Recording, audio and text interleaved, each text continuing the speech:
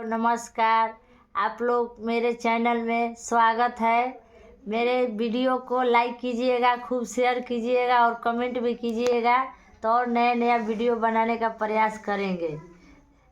तर्ज है पगली देखावे अगरबत्ती, नीलकमल सिंह का है। उसी पर हम गुरहती गीत गाने जा रहे हैं। खूब अपना प्यार सपोर्ट दीजिएगा। धन्यवाद। आता ना देखी लोग हो, कैसन करेला जोग हो। आता ना देखी लोग हो, कैसन करेला जोग हो। मंडप के देखी लाइट बत्ती, आंगन के देखी लाइट बत्ती, भसुरा देखावे अगरबत्ती, पगला देखावे अगरबत्ती, भसुरा देखावे अगरबत्ती। न गहना चढ़ावे ई मुहवा बनावे, ए बनरा के जैसे हो। एने मोने झाके ऊपर नीचे ताके, समझाई एकरा के कैसे हो।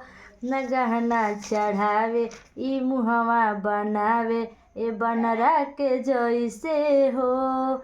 एने ओने झाके ऊपर नीचे ताके, समझाई भसुरा के कैसे हो। बुद्धि ना बावे एको रती, बुद्धि न बावे एको रती, भसुरा देखावे अगरबत्ती, पगला देखावे अगरबत्ती।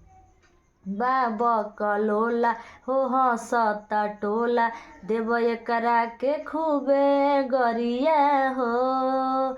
आवय सखी हो हेने तू आव, खूबे माई बहिन एकर लासारी हो। बाबा कलोला हो हंसता टोला, देव एकरा के खूबे गारी हो।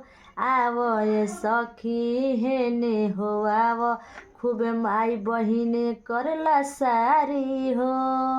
हाल बुरा होई दुर्गति, भसुरा देखावे अगरबत्ती, पगला देखावे अगरबत्ती। एकर बहिनिया एकरो से खत्म बिया, इहो अगराइल हो।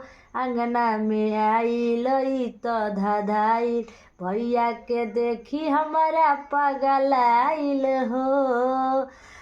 कहेले कि हमारा के राख नइखे कवनो छती, कहेले कि राख हमके नइखे कवनो छती, पगला देखावे अगरबत्ती, भसुरा देखावे अगरबत्ती।